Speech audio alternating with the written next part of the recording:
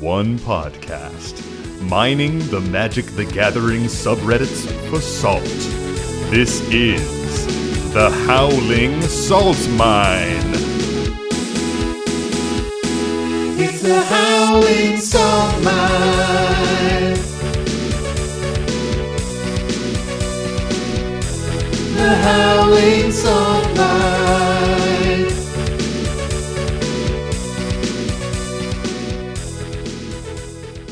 Well, welcome back, prospectors, to another episode of the Howling Salt Mine podcast. The podcast where we are delving into the salty mines of the Magic the Gathering community, finding the saltiest posts, those salty stories, those saline nuggets, and bringing them back up in our mine cart and sharing them with you, our dear listeners. Do you use ketchup or do you use sweet and sour sauce on your saline nuggets? I'm a ketchup boy. I'm a ketchup boy too. Fucking love ketchup, dude. I'm imagining someone though, like full dunk, like the whole packet, just like I'm one nuggie. Real talk, not to like immediately tangent, but real talk. There's nothing more satisfying than a hot nugget and cold ketchup. Ooh. Fucking love it. Like cold ketchup right out of the fridge with like a piping hot nugget. There's something about that I really enjoy. I do. Yeah. I feel that. I vibe that. There's also nothing quite like having a housewarming party and you've got like fucking 40 people in your apartment that fits like, I don't even know, like so specific. 15 people comfortably.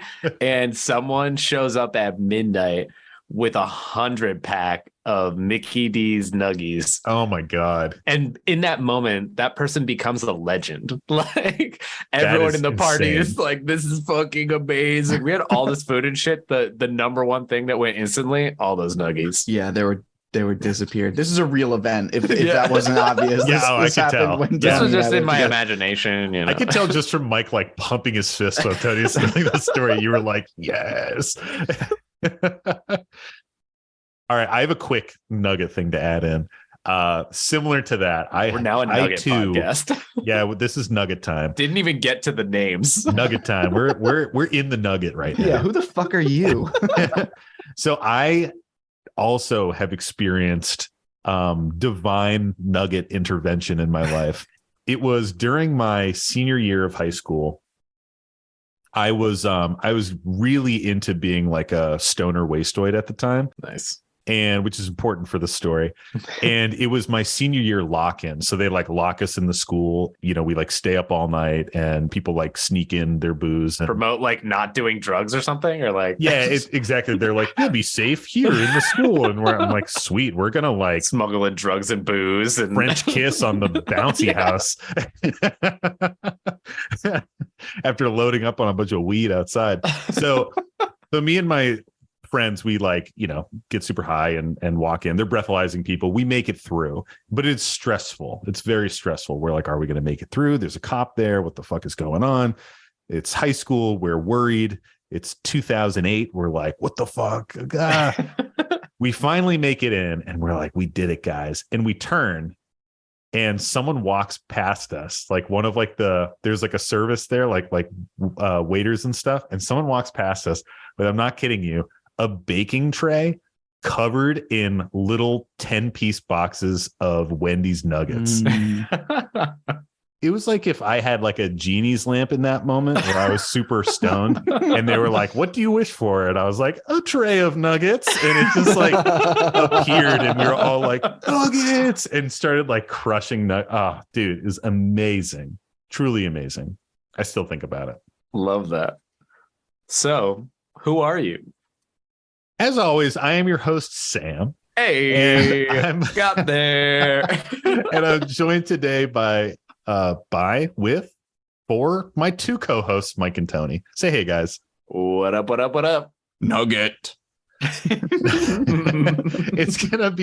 is gonna be a weird intro when we totally cut out the nugget part. Oh, there's no way we're cutting the nugget part. It's solid. That's fucking pure gold right there. That's what the people come here for. Mike just comes in and says nugget.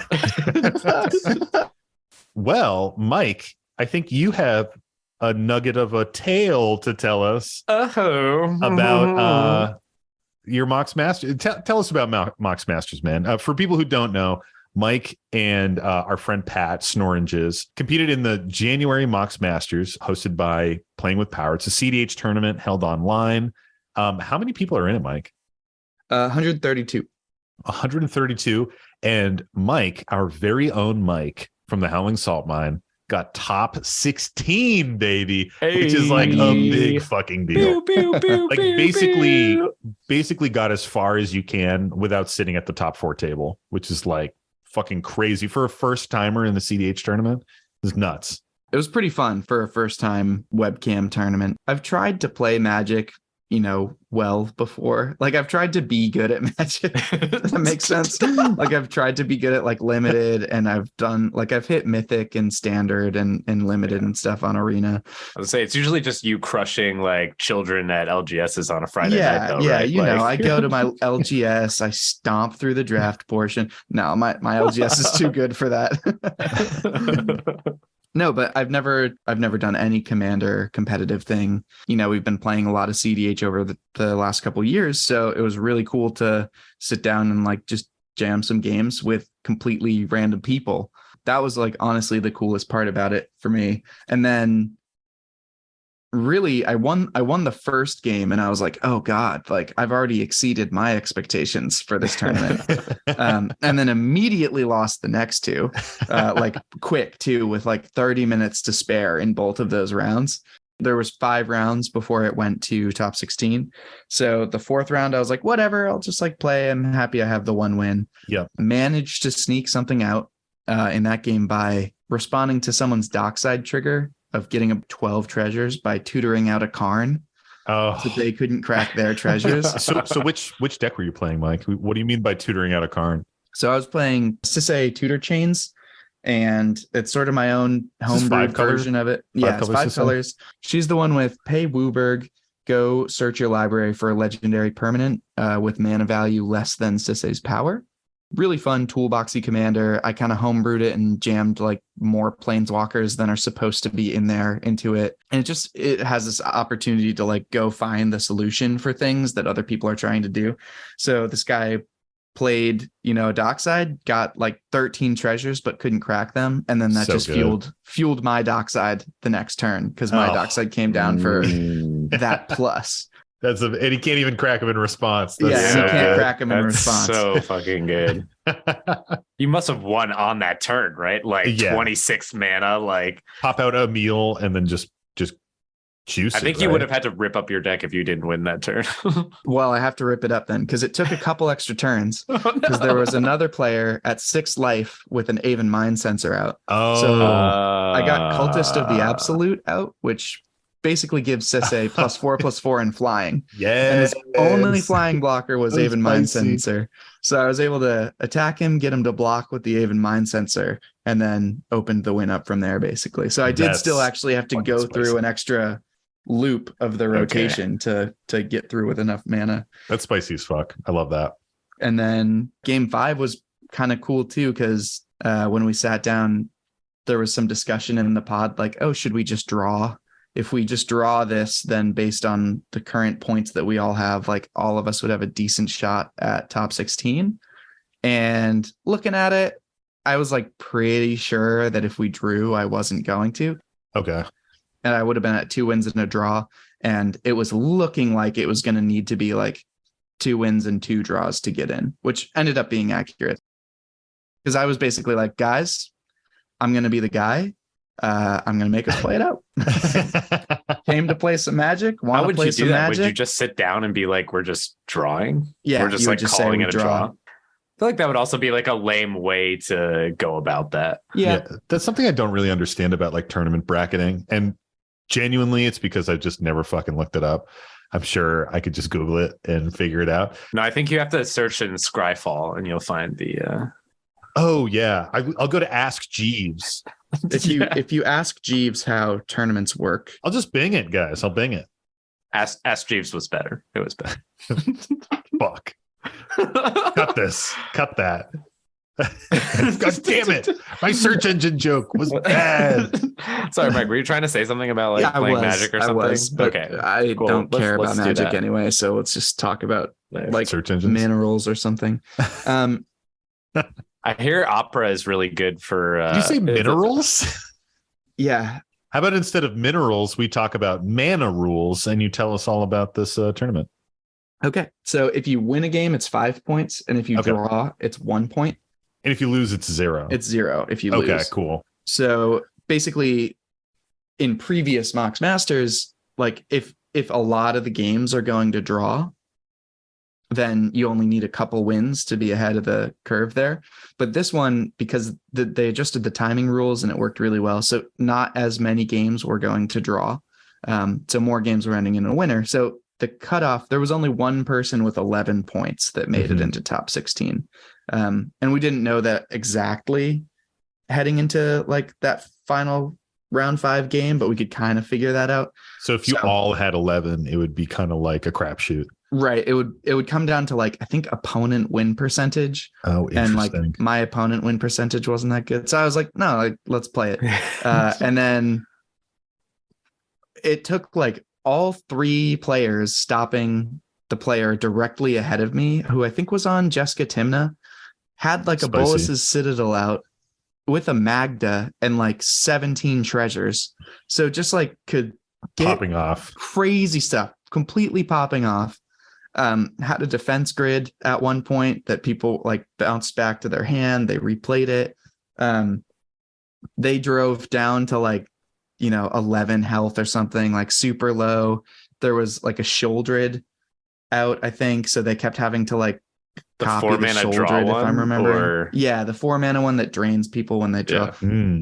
But anyway, it was crazy. It took like the entire table stopping them.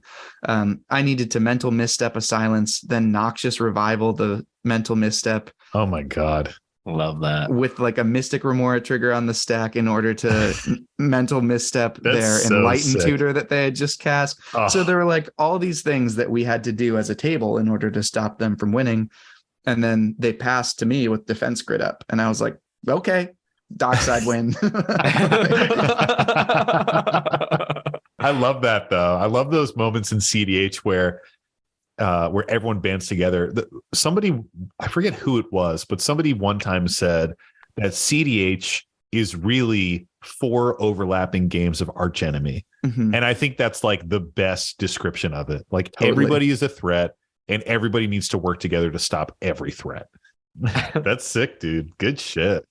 And then in top 16, I completely fucked up. I countered a Llanowar elves that a Kinnan player was dropping out. And then the Krakashima player went off with a Gitaxian probe that I could have mental misstepped if I held on to it. So live and learn, It would have been a coin flip anyways. You never know. What turn was it? Was it like far in or? No, it was early. I watched that game. Turn one, I mental misstepped the Llanowar.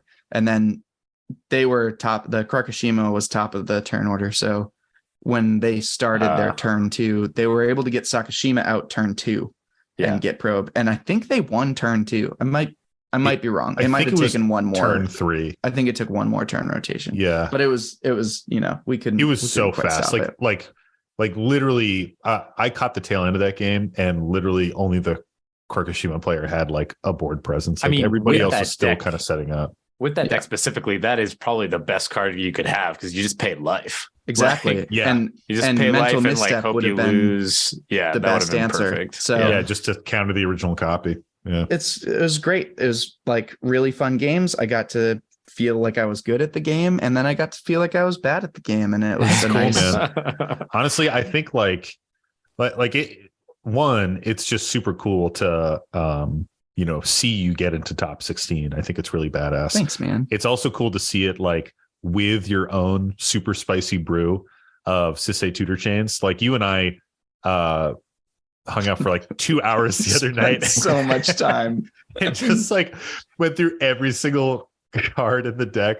Like we played our usual Tuesday night Magic, and then Nick and Pat left, and Mike was like, want to see this deck? And I was like, yeah. And we hung up for like, it was literally like, I'm not joking. It was like another 2 hours where we were just going. And I was like, oh, this is a good cut. I was essentially like, Sam, let me explain to you every single card choice in this entire 99. and we made like a couple swaps, but you know, I think we've talked about it before that Mike and I are like deck brewing buddies, and sometimes we like set up a deck and like multiple hours will go by and we've made like 5 card swaps. But they're perfect. They're really swaps. good. They're really so good. They're really good. Yeah, they're super good swaps. So that deck is super spicy. It runs like 7 or 8 planeswalkers, which is fucking hilarious in a cEDH deck. But goddamn, they are really, really good. They're wicked good choices. Yeah. And most of them are the type of planeswalker where you tutor it out at instant speed, and either it is like a stepping stone for your combo and just like keeps things moving, or also just like a value piece, or it is like a hard stacks piece that like fucks people up, like the Karn example that you had. Karn the Great Creator. Karn, Ashiok does it too. I had to do it. Tutoring. Yep, I had to do it with Ashiok in a different game when a player was playing an Entomb with an Underworld Breach out already. So I had to fetch up Ashiok there. So they come in handy. Yep. Yeah. Man, that's sick. Fucking love it, dude. Well, shall we get into it, guys? Oh, if anyone wants to hear me talk even more about that deck for some reason, check out MTG in Quarantine. MJ over there, really cool, great podcast. Had both Sam and I on to talk about some of our cEDH lists, and I talk about that one a bit more extensively there. So it was bullshit because like yours is like a top 16 like awesome deck, and we chose Marath just because somebody has like a Discord over S tier fucking Selvala, but like whatever. Well, one of us is in like what I've heard is a really trash musical and doesn't have availability to record. No, the real one is I don't have a deck for that. Like I just do like fucking net deck city for cEDH for me. I don't fucking make it is decks. True. I also had an episode of MTG in Quarantine and talked about my Marath deck and really just kind of talked about the origin of that style. It's a super fucking weird deck. So if you want to learn about why Living Plane is actually like a really good stacks piece when you build around it, tune in. Yeah, and also like, you know, if you're trying to get into a Marath Discord, like I know a guy, he's a moderator. Like, yeah, I can hook you up, you know. that was one of the best moments right after the top 16. I got to come into our channel and be like, so Sam, I know you might be a moderator of the Marath Discord, but you haven't top 16 to Mox Masters. I offered that up. Like, let's be real. I was like, yo, I'm about to record this podcast episode tomorrow. Like, let me hit up MJ and see if he wants to do a second ep with you. No, totally. I am benevolent. Benevolent overlord. Also, like, maybe you've fucking heard that already because maybe we had MJ on already. We're backlogging episodes for baby time. So this is either coming out like in a week or it's coming out in like 4 weeks. So time's an illusion, guys. Well, let's fucking get into it. So yeah, we're talking about Salt. You guys know what it is. This is one of the off weeks in my contract where I can just give you a snarky response and I don't have to define it. Nice. Yeah. Those were in the fine print. I agree. Carry on. What's the happens first post? When we speed run an episode? yeah. But also start off with like multiple tangents. Okie dokie. Yeah, let's fucking get into it. So our first post comes to us from the EDH subreddit, our homeland, our safe space. I don't feel safe. I don't think it's safe for fucking anyone. At all. We get downvoted a lot over there. So probably not a safe space. If anything, the Discord is our safe space. And this one comes to us from user RJ7300. If you guys see user RJ7300 in the subreddits, in and around them, give them an upvote. You know the drill. Spread that. Goodwill. And the post title is called Can't Play Anything Without Being an Asshole. I also have this problem, but I'm just kind of an asshole. Yeah, it's because it's not tied to the things you're playing. Yeah, it's an independent issue that I'm dealing with. And the post goes, Started playing with some friends not long ago, and one of them incessantly berates me for the decks I play without fail. My red Morag Fury of Akum deck using Phoenixes, quote, played too fast to be fun because it didn't respect the long game, end quote. My Perry Voltron deck, Hell yeah. quote, only focused on one thing and was too predictable, end quote. The Faldorn token deck with Anger made me, quote, too unpredictable because they didn't know what I would play every turn, end quote. As if that's not how Jessica's will works. The Tarask Turbo with Force Combat deck was, quote, too one note. The Mono Blue Spirits were, quote, unfair because they all had flying. The Torbrand Burn deck, quote, didn't play enough creatures. Hell, the only time I didn't hear shit about my deck choice was when I tossed together a bunch of new Capenna bulk with Mr. Orfeo to beef them up and got totally slaughtered way earlier than everyone else. It just feels like I can't win no matter what I try. What the fuck do I do? Well, first, I love that you don't respect the long game. Yeah, fuck the long game. I don't think I do either. So I don't. Yeah, the long game should have no respect. Like, yeah, it's kind of crazy to have somebody be so critical of your decks and to have like clearly hypocritical criticisms, talking about a deck that is too one note and too predictable, talking about another deck that is too unpredictable because they didn't know what you were going to play every turn. And then another deck is too one note. Another one, creatures have flying, which we all know is a completely broken mechanic and needs to be banned. And then the other one doesn't have enough creatures. It's just like, I think we should ban every creature with flying. That's the real solution here. Exactly. Come on, WotC. Stop printing flying on creatures. Bring back horsemanship. It's a simple solution, way more balanced. And we need more walls. I can't remember. Did this person? This is like their pod. Yeah. Yeah. This is a friend, technically. I'm gonna say. I'll say it again. I've said it before, and I'm gonna say it again right now. This poster lied. These are not their friends. Yeah. Someone judging every single deck choice that you make, especially when you're making like varied and unique and interesting lists. Yeah. They're just looking for something to complain about. And it's not about what you're building. There's nothing you can do to change what you're doing in order to accommodate that player better. There's other things you can do to mitigate the salt, but there's nothing you need to change in your deck building.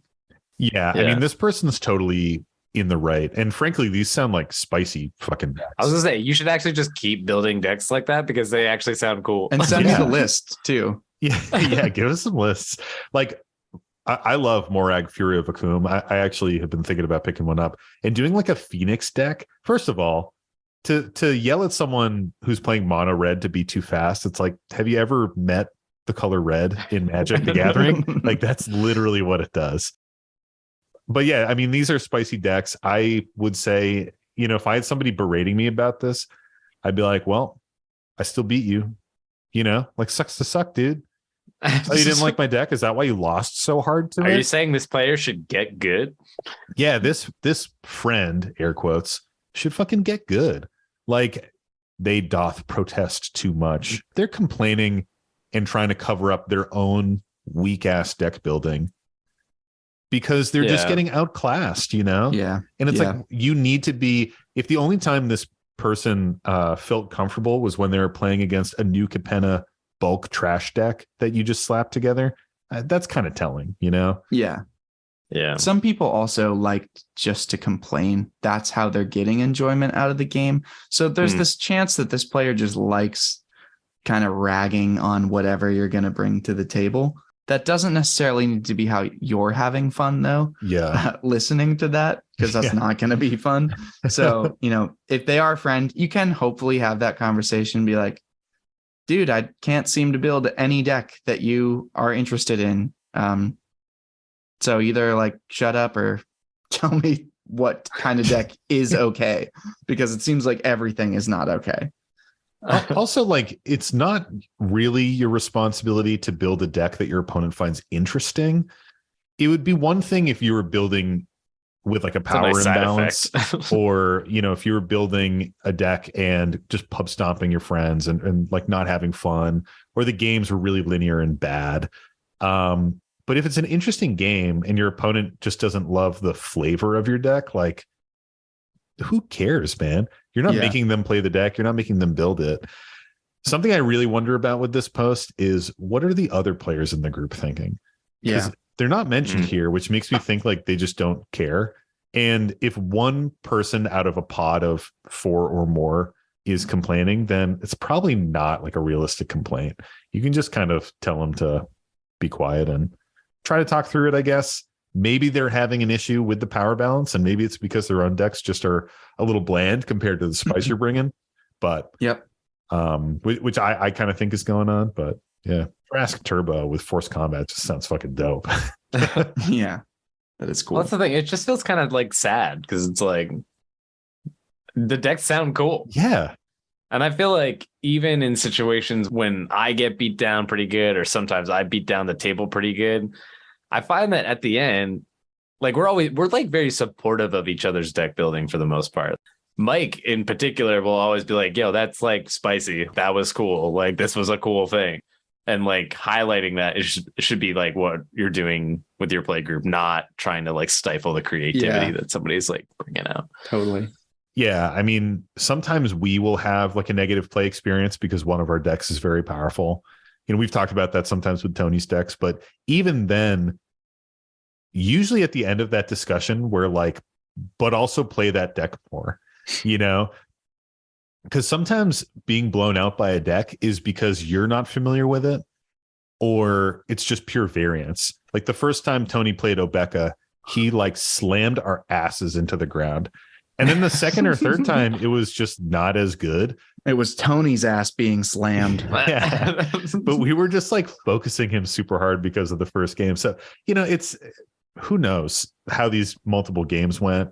It's kind of hard to say, but I think that you're totally in the right.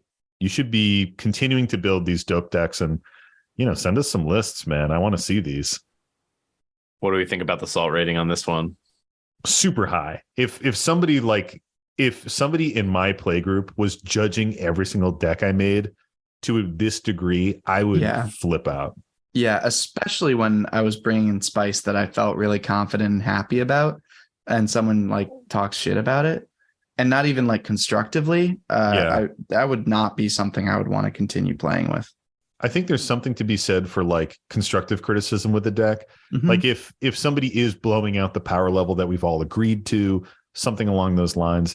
But these kinds of comments are sort of insulting like the brew itself, which in a format like Commander, players really put their creativity into a deck, right? And for someone to come at you like that and be like, hey, it's not that the deck is too powerful. It's not that I lost that game and I feel bad. It's that the deck you crafted is bad for these specific reasons. That's just really insulting. And the reason is wrong. Like, and the reason is dumb. That's terrible.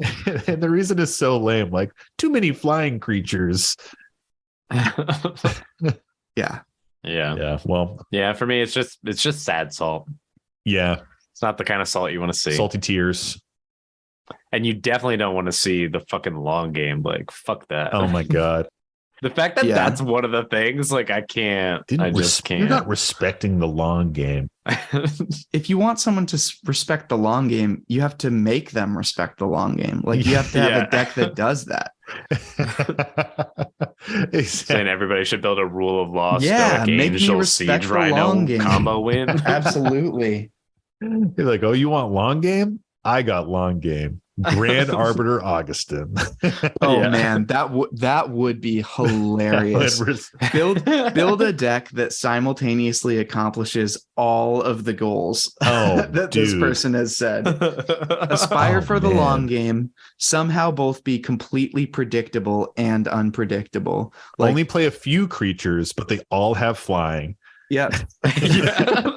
Play like things that reveal your hand, but also chaos cards. So they know exactly what you're going to play, but not what it's going to do. Oh, that would be a beautiful deck. telepathy into possibility storm, I think is what it is. Oh, yeah. So it's like hand played up, but then you just like randomly. Yeah, it probably That'd needs be to be great. some kind of is it chaos or like Jeskai if you can fit it in, because then you can get some of those like white stacks pieces that are really salt inducing, and some of that flight stuff like Mages of the Moat. If they didn't like flying before, play Mages of the Moat. Oh, they'll love flying then. Yeah. And then the player will start to realize that every time they complain, a little secret of how to beat them is secretly embedded into that. Oh, so good. Okay, we'll send you a list. You send us your list. And Yeah, we'll compare lists. Alrighty. Well, let's move on to the next one, y'all. Heck yeah. Our next post comes to us from our good friend Snoranges, our buddy Pat. Ooh, baby. I mean, he's okay. Like, whatever. He can't even like ask you how to define salt. Like, whatever. This is a very relevant one. The post is titled Mox Masters, Fate Take the Wheel. Doctor, quick. We're losing him. Paddles. Fast, nurse. Beep. Charging. Zap. Beep. Beep. Beep. Well, he's back, but there's no way he can compete in Mox Masters in this condition. Oh, but he did. I played against Husk, this monstrosity. Game summary. Turn 1. Offender. City of Brass. Mana Crypt. Time Twister. Says, shit, I liked my old hand better after the Time Twister resolves. No. All players wheel. Other players play a land each, except for a Dimir player who's able to put out a Chrome Mox as well. Turn 2. The offender plays Crom. The Dimir player plays a land, Thassa's Oracle, into Demonic Consultation. Nice. Offender says, a zombie player, can you stop that? Which is Pat. No, you silly Billy boy. You wheeled me turn 1. Ah! In summary, I'm salty, but it was very funny. And in the comments, Pat says, I'm still shaken. And then he says, update, checked the drop request channel, and he dropped 3 minutes after the game ended. Yeah, so if you could parse out what occurred from that dramatic reading, essentially in this fast-paced cEDH tournament, a player turn 1 wheeled, turn 1 City of Brass Crypt Time Twister to get a fresh hand. Everybody wheeled. One of the opponents was wheeled into the Thassa's Oracle Demonic Consultation combo and popped it off on turn 2. And guess what? Sometimes when you craft a great mulligan hand, you start the game with interaction. And then if you get wheeled, it's all fucking gone. Yeah, it's a crapshoot. Dude, if I was the Dimir player, I would feel like a fucking god in that game. Yeah. I would feel like, did I shuffle since the last time I played this deck? Right. Yeah, they were just like, those two cards were stuck together from some sweat or something. It's almost that thing of you always gotta play them together. So it's like, I feel like with cEDH, the shuffle of like jam together is like less effective because that almost happens more. There's a lot of cards that get played together. And so I find myself doing it more and more and more. And it's probably just like not statistically like a thing, but I feel like they don't necessarily spread as much as you think, I think sometimes. Like, I don't think this person cheated or anything. I just mean like the jam together shuffle, if done correctly, I think it's actually called a riffle shuffle. No, it's not a riffle shuffle. Not. I think it's a mash shuffle. A mash shuffle. I think a mash shuffle, the whole point is if it's done correctly, it does actually legitimately shuffle a deck. So like you do have to actually, yeah, absolutely. Pile shuffling is the one that if you pile shuffle too much, it's abusable because you can like basically like restack things and stack it again. Yeah, I mean, you know, something that you can do, and like the pros won't tell you this, but you can do it, is put a little bit of bubble gum on the back of your Thassa's Oracle and stick it to that Demonic Consultation. Not only will it look like you draw one card and you actually get both in your hand at once, but when you shuffle your deck, they're not going to split up because of that bubble gum. Now, do you do it with sleeves or do you do it raw? Do you raw dog it? Well, that's another strategy, Tony, is that you just have a Thassa's Oracle and a Demonic Consultation in the same sleeve. And then you take one out. You take one out. And you cast an unsleeved whichever card. one you need, because you have two of those you play in your the deck, right? Thassa's. Yeah. And if it's the other way, you have two. You have your Thassa's and your Demonic in one sleeve, and then you have your Demonic and Thassa's in another sleeve. So it's double the win cons. And again, the pros will say they won't talk about this, but this is a great way to win. So dumb. Love that. Oh gosh. Love that. Yeah, this would make me rage, dude. Yeah, it really would. Like, talk about somebody's misplay, somebody's really brutal misplay pushing you into this kind of situation. Well, I think that's jumping a little bit. I don't know, like wheeling. I don't think it's jumping enough. I think it's a big misplay only because they didn't get anything off of it. If they had played like 2 rocks or something, or 3 rocks, like had like a mana advantage and then did it, I feel like there's more reason to do it. But when you didn't really gain anything and you just do it, it feels like you've added an element of chaos where people usually have like a lot of things they can do. But there is value there. Like if you've seen people, like if people have at your table have all kept their first 7, maybe they're just bad at mulliganing, but maybe they've all lucked into good hands and your wheel is disruptive. There are totally legitimate reasons to like play your turn 1 wheel. But from Pat's perspective, having interaction, having it wheeled away, and then being explicitly asked if you have interaction would be the most salt-inducing thing I can possibly imagine. Yeah. No, you do make a good point, Mike. I mean, a turn 1 wheel can be really powerful. We've even seen them in like casual games. I think I think it was actually Pat that played a turn 1 Winds of Change in one of our games and just like totally locked out Nick out of the entire game. And because Nick just got a shit hand on the second round. I do think a turn 1 wheel is generally best when you have mulligan down a bit. Like if this person was on their first or second 7 and they were like, sweet, a turn 1 wheel, it's like maybe mulligan again and dig for something that's actually a little bit more explosive and usable. Granted, like you said, you can't assess whether your opponents were like snap keeping hands or things like that. But generally, I think a turn 1 wheel, you want to get a little bit more value out of it. And ideally, it's something that you're hitting if you're going down to like 5 or so. Yeah. And we're not really talking about it too much because it is cEDH. So you expect to see the Thassa's Oracle Demonic Consult. But seeing someone draw raw into those two together, that would be kind of salty too, honestly. It's pretty crazy, to be honest. Like the variance to hit that and for no one to have a counter is like wild. Yeah, that's pain. I mean, if I was this person who played the wheel, like they wheeled and then turn 2, they dropped down a Crom. I probably wouldn't expect to see like crazy wins coming down that turn, but you never know. It is really funny that they were like, a zombie player, can you stop that? Pat was like, maybe with my other fucking hand, dude. And also to then see the drop right after from that player, because the drop requests were all in a channel. Really? It was one channel for the tournament because they needed to make sure to remove them before the next round started. So Pat would actually like see someone fuck them over and then leave the tournament. It's like, what? Come on. cEDH tournaments, there obviously is like a wide variety of skill levels and things like that. Mm-hmm. Like if you lose your first game, you get seated down. Yep. And your chances of being in a pod with some like really inexperienced people goes up. Just kind of makes sense.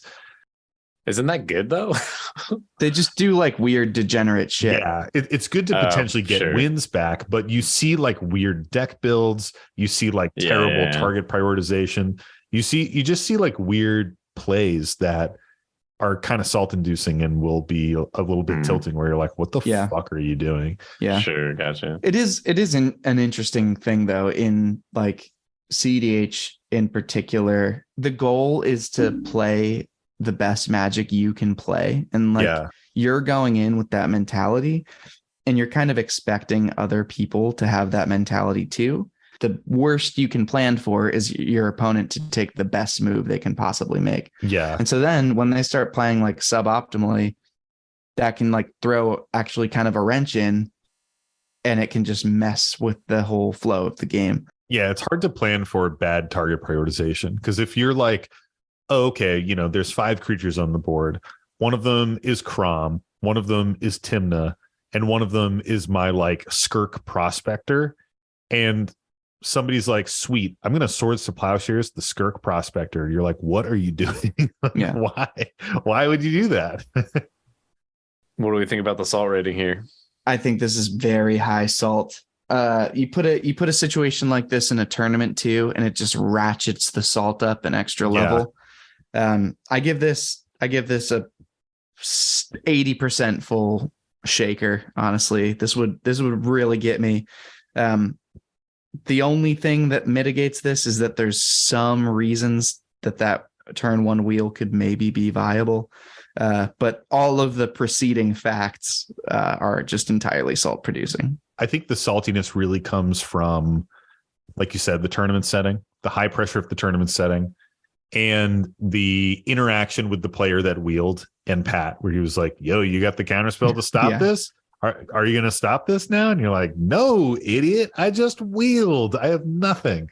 Like, that is the saltiness here. Like you said, the turn 1 time twister could definitely be a valuable play. And honestly, this is just a lot of like variance at play. I don't think anyone would predict that a Thassa's Oracle and Demonic Consultation would drop out and no one would have counter magic. Like, it's just not surprising. What you expect, especially on turn 2. So it's a real like turn of events. But yeah, it's salty. The interaction is certainly salty. I'd be frustrated. Yeah, that's all that can be said. Well said, Tony.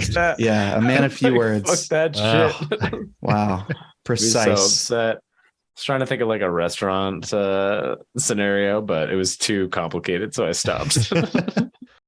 Well, let's move on to the next post, guys, and let's keep this theme of cEDH going with this question. This comes to us from the EDH subreddit from user Nargonian. If you guys see user Nargonian around the EDH subreddit, give him an upvote. You know the drill. Spread that goodwill. And the post is titled, "My playgroup wants me to stop playing good." Typo of Godot? Oh man, maybe. We'll find out. Long story short, I'm a cEDH player at heart, but my friends are janky tribal players. Over the last year, I've been building decks more in their playhouse, and oftentimes just don't bring decks and play theirs instead. It's not my favorite thing, but I enjoy the camaraderie and like us all playing at the same level, so everyone has a shot. Despite playing their decks for the most part, my win rate is still above 50% for the group, and it's getting to them. I give them tips on deck building and optimized play, and they have gotten better over the year, but they still lose a decent chunk, and some just refuse to go above certain power levels. Well, they finally had enough of that, and all 3 of them sat me down and asked me to stop making tactical moves as well when playing to give everyone else a shot. I'm not the best with social confrontations, but one of my favorite things about this game is making smart decisions and testing my brain, and I don't like the idea that for the sake of the group, I can't play decks that I want to play, and I have to give up my play style. We are going to talk about it in more detail next week when we play, and I really like this group and was curious if I could just get some advice from fellow players, as I feel like if I don't do this, I'll need to leave the group, as a few of them have been rage quitting a lot when I win, and I feel like they are at their limit. Am I the asshole for not feeling like I compromised enough and don't want to compromise more? Tough. It's a tough one. This might be one of those sad cases where it's just like, not everybody is going to want to play at like the higher tiers where there's like more power, and like sometimes that's just okay, and like you can still be friends, but you gotta just, I don't know, it might be what has to be accepted here. Like you can't force everybody to move up to where you're at if that's just like not what they seem to enjoy. It's true, but it's like sad, like but it kind of like, I feel like you're doing the right things and like trying, but I don't know. Like the only other thing I can think, which sometimes helps, is like just adding more restrictions to yourself. We've like talked about this kind of thing in the past, but it's like you could really go hard in on like some of those, like every single card in the deck is under 50 cents or under 79 cents. Yeah. Like or like you can only use cards from a specific block. Yeah, like things to like make it interesting for you to build something that's You're still probably going to be deck. like a janky pice of shit. Yeah, you're all beta deck. Power 9 galore into Tendrils of Agony or whatever. Yeah. It does just feel though that it's like sometimes not everybody wants to like go there. Well, I think the real hard part here is that they're asking you to play differently. It doesn't seem like a deck thing. Sure, yeah. Like you're even borrowing their decks and sometimes playing with their own decks, but you are making in-game decisions that are somehow better than your opponents, and it's going to give you the win. And that's something that, frankly, speaking to myself, like you can't turn off. Unless I crank a bunch of beers back before a game. Yeah. Like time to play poorly. Alter your mind state and then you can play more poorly. But that's a hard thing to hear criticized.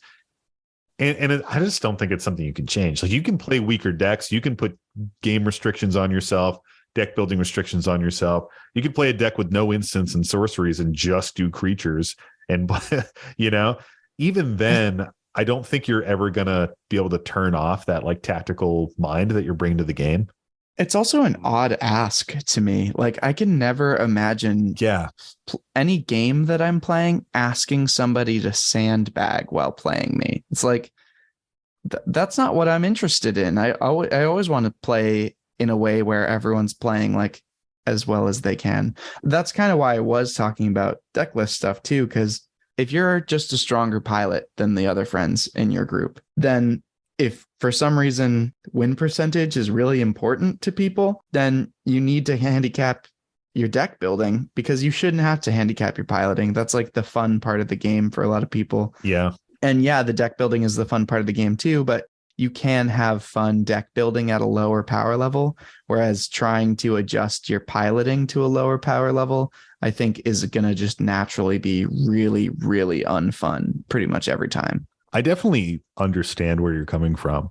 I mean, we've talked about it a lot this episode. We all play cEDH, and truthfully, I think we would all agree that playing at cEDH has made us better pilots at all other power levels. Yeah. We can play through game triggers better. We can interact with each other at a higher level, have a little bit more like tactical strategy when we're interacting with each other's game pieces. And a little just more precision in terms of our actual gameplay, I think. Yeah, it's like cleaner play. We know what holding priority really means. Yeah, exactly. It means if I hold priority, it means I can cast free spells and you can't interact. Sidebar. I learned a cool thing. Well, I guess I kind of knew it, but I had a player call a judge in one of my games to ask how priority works, because they thought that whenever a new action was put on the stack, that the active player got priority. Yep. Like always, which is not the case. Like it's the player that put the thing on the stack that passes priority to the next person. Yep. But after each resolution, it doesn't go back to who put that object on the stack. After a thing resolves, it goes back to active player, which I didn't know. I thought it went back to whoever put, the previous thing on the stack, but it doesn't. Oh, I hear what you're saying. Okay, that is interesting. Yeah. I don't know that we've been playing that wrong or anything, or that it's come up very often, but it is interesting. Yeah, that's crunchy. I so like that. The priority goes back to the active player and then it goes back to wherever. Yeah, so I cast a spell, Mike casts silence, and we're on Nick's turn. Yep. Let's say we're on Nick's turn. Silence resolves. You'd think it might go back to me, but it actually goes back to Nick. Yeah. And he can't do anything because silence was cast, and I had a bad example. Okay, I'll own up to it. But anyway, that's interesting. Yeah, that's cool. But yeah, I mean, I think once you get to that play space, you can't turn it off. And I don't think it's really like a reasonable thing for your friends to be asking. So I would talk to them and sit and kind of say that, be like, hey, I can't play less tactically. Like my brain is there. The synapses are connected, but this play group matters to me. And what could I do to help you guys have a more fun and enjoyable experience? I'll play your decks. I'll do this. I'll do that. You could do some double-headed giant, maybe. Yeah. Like get each other, just some experience with thinking that way You too. could build each other Secret Santa decks. Different play styles actually is like a really interesting solution here. Different games like Kingdom or different variants like that sort of direct play in a specific direction could be really interesting. Plane Chase could be really fun because it adds this like chaotic element that no one can really control. Plane Chase like at Magic 30 or No, real not plane Chase Oh the chase? Planes. yeah, Chase the Planes. Honestly, Yeah. Chase Fucking the Planes Christ. could do it too. You could find the rules online. Chase the Planes sucked dick. Some people think that's a good thing. So Well, I'm saying it for the people who don't like it. What do we think about the salt rating here? We vibing? This is so salty. This is so salty to me. Don't make someone sandbag. And they're clearly getting salty because they're shit and they got to get good. yeah, sometimes you just got to get good. I mean, Yeah. this is Theme of this episode, baby. Just get good. This is super high salt for me. If I was in this situation, if I was on the receiving end of this, I'm not sure what I would do. I might just bring a board game to the next game night, to be honest. You really can't turn that stuff off. And this reminds me a little bit of the question we had earlier, where it's not like they're criticizing your deck builds and power imbalance and things like that. They're really kind of criticizing you as a person and as a player.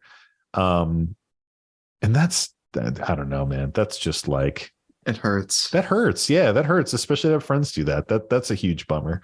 So I hope that you can like talk it out with your play group and work it out. And at the very least, like remain friends and stuff like that. But this is a tough situation for sure. Yeah. Yeah. It's more of that like sad salt. Yeah. Just fucking sad now. I gotta go put on fucking Carrie and Lowell and just Oh, like sit in the whoa. rain. Dude, don't Sufjan. Don't get me. I like haven't listened to Sufjan Stevens in like 7 months. Like, don't get me back on that, man.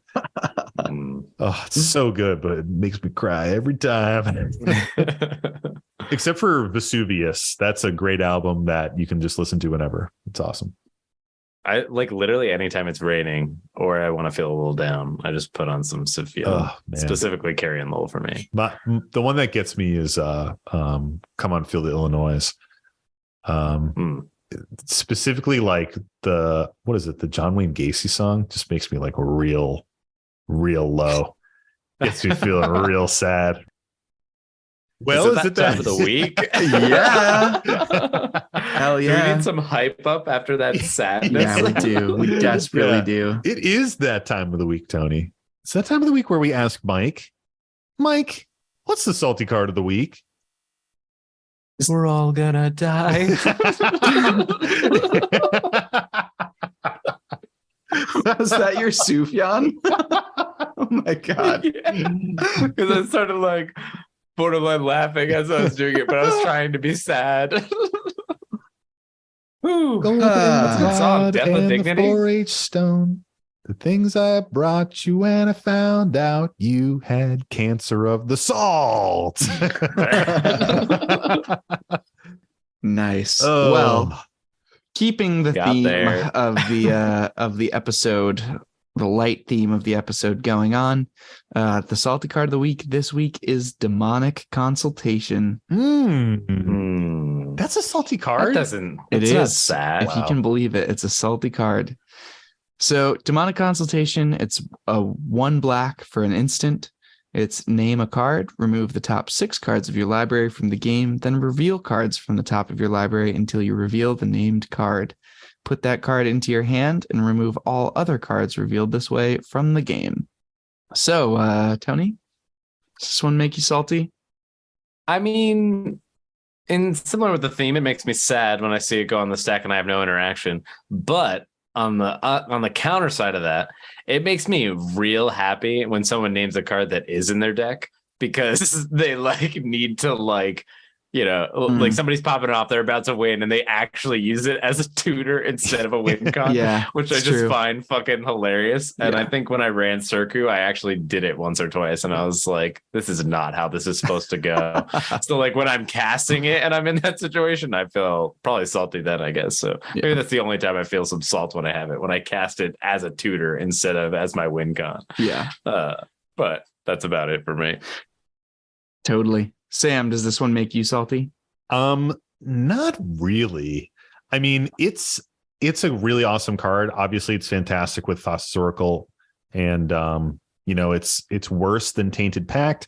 Tainted Pact has the deck building restriction, but Demonic Consultation, like Tony, you mentioned, sometimes you can use these as like a value tutor because it does get you right to the card, but you lose part of your deck. These are actually called forbidden tutors, Demonic Consultation and Tainted Pact, and card effects like these, where it's sort of this like, it is a tutor, but it's going to fuck you up a little bit on the way there. Was there a win con before Thassa's Oracle with Demonic Consultation? Lab Man. Yeah, Lab Maniac or Jace. Was it just Lab Man? And then Jace one of the Jaces. Jace the Helpful Place. Yeah, Jace the Helpful Place. It has like an activated ability where if you uptick, because I was going to say, I was wondering if like Thassa's Oracle is what made this salty. Definitely. I think that's pretty likely. I think that's very likely because it's so cheap and tidy. I mean, with the other ones, you need the card draw activation. Jace, I think, is still just an uptick, but it's just a very powerful effect. I see why it's on there, because people often rage against this combo, but at the same time, like, this isn't the piece you should be salty about. It's really not that bad. Yeah. How about you, Mike? I agree with you guys. I think, often when something mostly shows up in cEDH, we talk about how it's hard to be quite as salty in cEDH. We've seen some stories of that, but I do think that it's generally kind of accepted that it is a piece of this win con in cEDH, and people are very prepared for it. Yeah, I could totally imagine someone running this in a casual deck and that just being like super frustrating and bullshit. Yeah, and I would hate that, but I have yet to encounter that in the wild, so I don't mind it so much. I would say I get salty with this in my hand because I think about using it as just the tutor all the time, and I am paralyzed by those 6 cards I have to exile. I am so worried that I'm gonna hit the thing that I want in those top 6 and then just exile my whole library and be stuck. Which is also hilarious. Super funny, but it's happened once, I think, in our play group. Yeah, it's personal salt that I can't get over that to use the card the way it can be used. Sometimes you do have to bust it out as a true desperation play to generally tutor up like a free counter spell or something when somebody's popping off. Like that's the only time I've really seen it played. And it's literally like, I'm going to win on my next turn. I need this person to lose. I got to go for it right now. I'm going to say 55. Fair. I'm going to say 82. 82? Yeah. Carry the 1. How many 7? Oh my God. This is hard, guys. I have 7 $1 bills and are you trying to one $7 bill?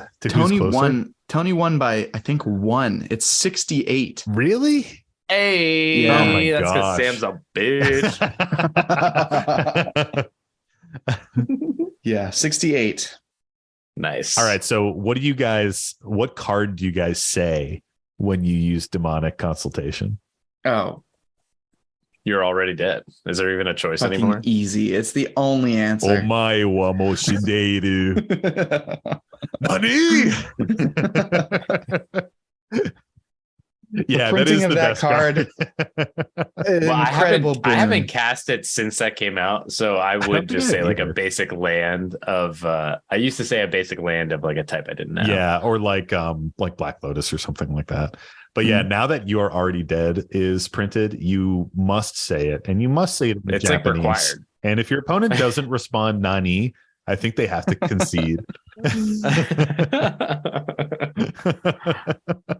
Love Their that. weeb card is revoked.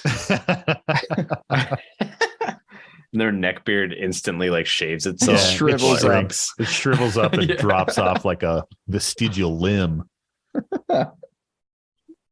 Isn't the whole point of a vestigial limb that it doesn't do that? I wasn't ready for a quiz today, Nick. What's the powerhouse of the cell, Sam? The mitochondria. Cool. Well, that wraps it up for our salty card of the week. Well, thanks, Mike. And thank you to our prospectors out there for tuning into another episode of the Howling Salt Mine podcast. If you are interested in having more Howling Salt Mine in your life, check out our Patreon, patreon.com/Howling Salt Mine. We have 2 tiers to join. We've got a $3 tier. You can get in and check out our Discord, give us that a little bit of support and get that warm, fuzzy feeling in your heart. And if you want a little bit more content from us, you can check out our $7 tier. Still gets you that Discord access, and you also get access to our 2 ongoing series. We have Extra Salt, which is a monthly series where we just kind of chat. It's a little bit looser. We'll talk about things that make us salty, talk about things in Magic the Gathering that we love, decks, different stuff like that. And we also have our short form series called Stray Grains, which is a bit like a little spoof on like an NPR short segment thing, where we take segments that didn't make it into the show, you know, different tangents, different chats that just cover a variety of topics, and we take those and package them up in that short form series. So we've got a bunch of content out there right now. If you guys want to tune in and check it out, you can also listen to our Lost episode. So there's a lot of fun stuff going on in there. And come hang out in the Discord. It's a great time. We also want to thank anyone that's given us a 5-star rating to date. That really is huge and just matters a ton with little podcasts like us. And if you haven't already, a 5-star review in whatever podcast app you listen to is really, really helpful and goes a long way. And if you want a story featured on a future episode, email us at thehowlingsaltmine@gmail.com or DM us on Instagram and Reddit, where our username is The Howling Salt Mine, or on Twitter, where we are Howling Salt Mine. Whether it's a DM or an email, we are going to take that story that you send us, pull it into our aggregator, and read it on a future episode. So get those salty stories in. We want to hear your salty confessionals. We want to hear when you got screwed over, something weird happened, people are being weird at your table and maybe being a little bit like a jerk. We want to hear it and talk about it. When you call it our aggregator, it sounds so legit. Yeah, it sounds like we have something like feeding it all into a system somewhere. I am the aggregator. It is me. It is me and copy and paste. And lastly, we have to shout out our fantastic podcast artist, JD Burnett. Thank you so much for making that dope art, JD. JD is a tattoo artist in Asheville, North Carolina. So if you are in the area, hit him up for a sweet tattoo. And, he's a great guy. So check him out. As always, stay salty. And don't forget to draw an additional card during your draw step. It's the Howling Salt Mine.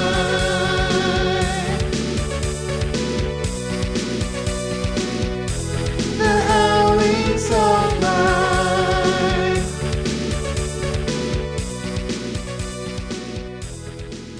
If someone is like, my deck is designed to warn. My deck is designed. I warn. My deck warns all the time. It's so expensive. Sometimes you make a word mistake on this show and you just try to move past it. And the others latch Never in works. and you cannot. You just cannot. Anyway, what are you man. worrying about? Well, I don't even know what you were saying. I don't know what the fuck I was saying. Wait, we actually don't know. Yeah, I genuinely don't. Despite playing their Yep. I could get past it. Despite playing their decks. Stop. If you are craving more Howling Salt, if you are craving more, You're Howling what now? there's gonna be so many of those. Stop it. Too much. Okay. Okay. Oh gosh, South Park You're gonna play that references some now. more, okay? Good lord. That's the more. Oh gosh, it's so unhinged. It's late. It's late. We've recorded 2 episodes in a row.